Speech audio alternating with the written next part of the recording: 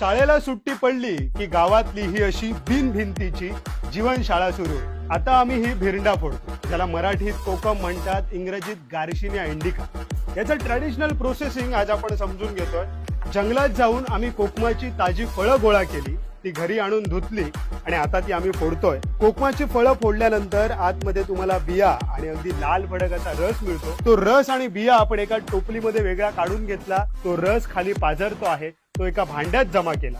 आंबट रसात गावठी मीठ टाकून कोकम 3-4 दिवस रोज भिजवून सुकवली की उत्तम प्रतीची सोलं बनतात. Solkadhi, fish curry, fish fry असो किंवा कुळताची पिठी आणि अळू, कोकणी जेवणाला ऑथेंटिक टेस्ट, फ्लेवर आणि नॅचरल कलर देणारी ही कोकम.